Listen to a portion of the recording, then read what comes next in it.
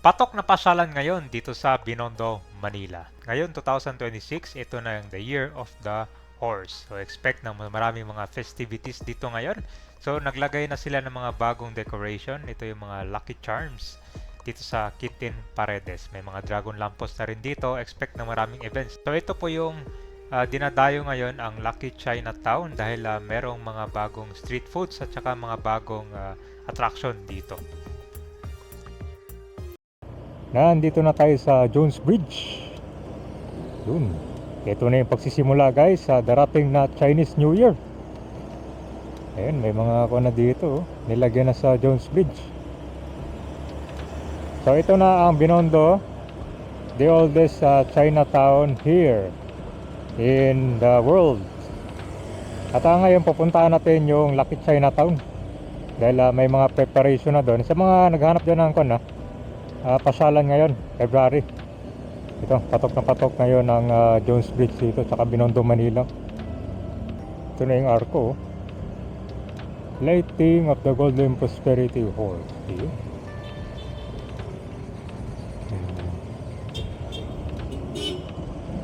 Ganda na ng Binondo, Manila ngayon, no? Dito. Konghe Watchay. Ito na lang mga spaghetti wires ang kailangan alisin dito, no? Para mas lalong gumanda.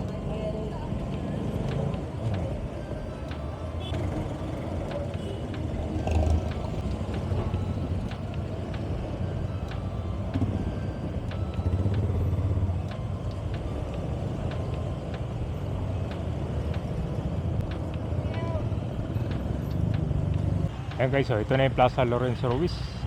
So dito na preparation na rin sila dyan. May mga food stall na rin dyan, no? Tapos yung Lucky Chinatown dito naman yun, kakanan tayo. Maayos na rin yung Binondo Church yun, no?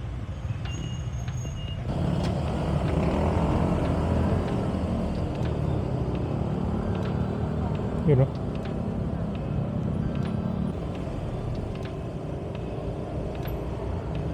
Nandito na tayo sa Lucky Chinatown.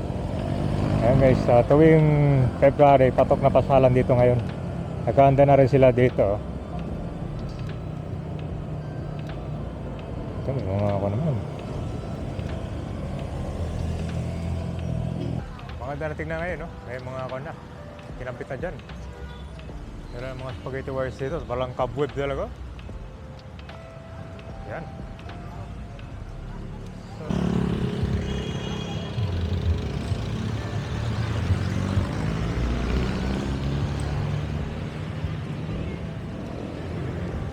Ayos na rin pala yung kalsada dito, no? Wala masyadong mga obstruction.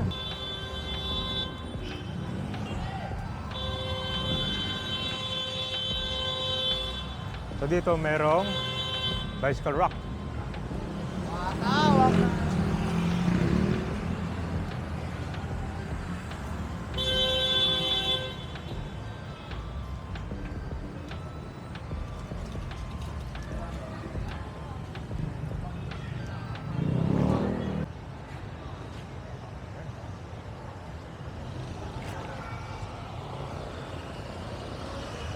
Dito yung kanila guys, drop off area. Tara.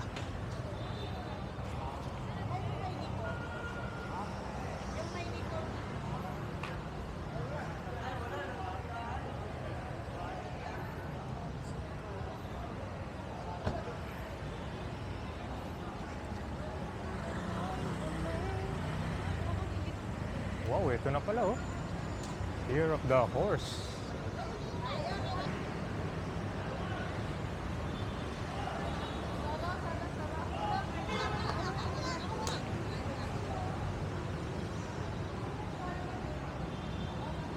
Guys, ito na yung preparation. Ang ganda pala ng dito, no? And tuwing Chinese New Year, guys, ito yung patok na pasyalan dito ngayon. Lucky Chinatown. Yan. Natayo na yung kabayo. So dito, maraming mga dito iba't ibang restaurant. Yan, mga kanto. Chinese restaurant. Alo-alo na yan. Ang ganda guys, so. Oldest Chinatown in the world.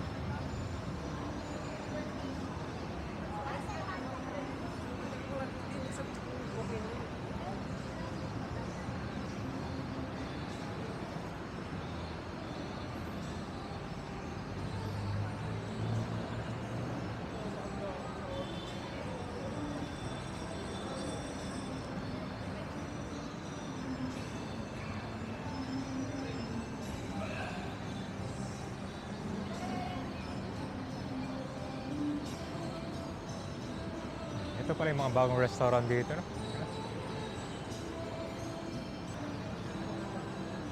Maganda guys, oh. Isang patok na Instagrammable ngayon dito sa Binondo, Manila.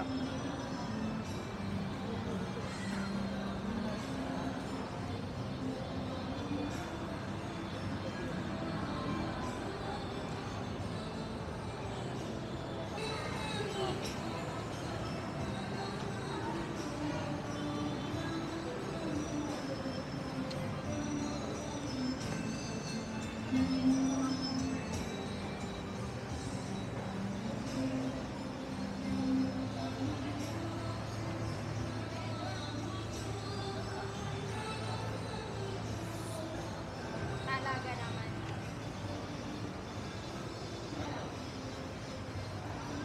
Ito lang sa likod, ha? Marami. Mas marami ngayon mga pwedeng pagpili ng mga pagkain ngayon dito.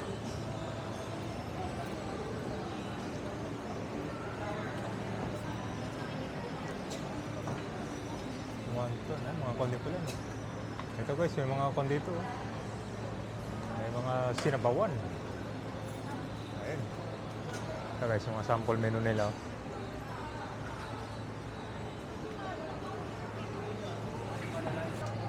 Ito, may dim sum. Okay guys, maliit na to guys, pero grabe, dami yung pagpili ang pagkain to. Kapag nga kami ni Wallace sa ating polo.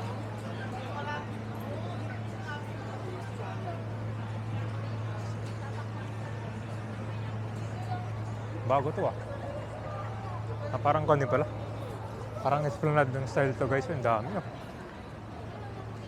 Wow, ito pala yung bago, oh. Food fair.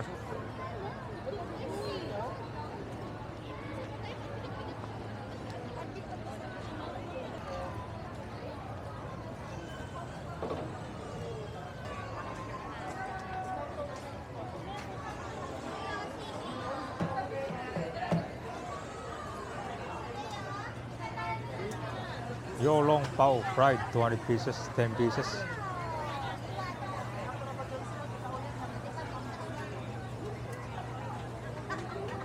Ito naman Taiwan tea egg.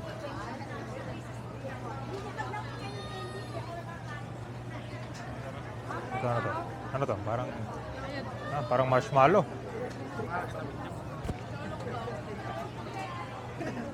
Ayun guys, daming dami, oh.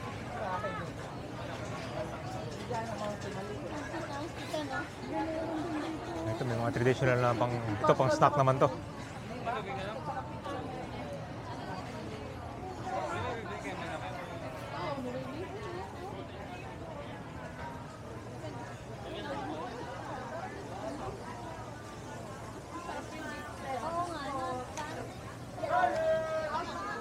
Oops. Yun. Ito yung mga siomai. Ito yung mga street foods. Ito yung bulaklak.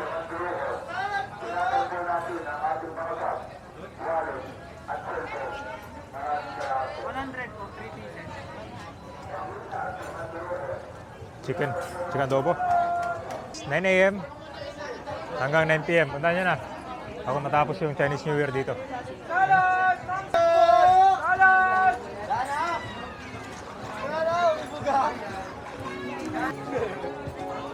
Dami ko ya, ha?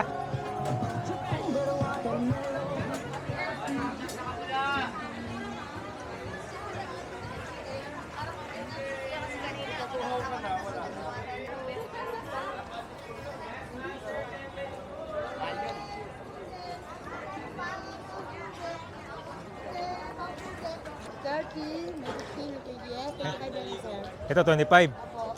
Only sauce. Madali lang po. Wala po. Kasi- Kasi ito ka lang sa kabilang katabi mo, tapos na luto na. Walang minute. Kasi on time ako. So walang di tinipid. Only sauce. Yeah. Oh, luto na yan. Sinchet yan. Bawal yung ano, parang... Para inspection. May inspection kami. Ganda, no? Kasi yung kasama ko, inspection. Kami natin, inspection. Pagkain. Mabilis lang pala maluto, no? Eh, sabi sa'yo, masapin mo yung katabi mo, luto na siya kayo sauce yung suka namin. Hindi pwede gawing crispy yan kasi kuha na. Yeah, para siya chicharon. Ang postiso mo, hindi matatanggal. Nakakapit. Oh, diba kausap mo lang ako, luto na. Oh, Luto na. sir, follow na. Grabe, kabilis pala, no? Kapagod, ikaw nagbablog lang. Ako nagbabay pa.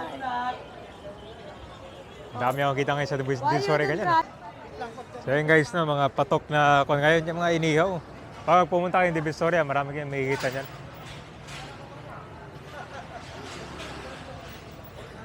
Ayan, so meron din palang police station. Ito 999. Ano pala to dito? Divisoria na to ah.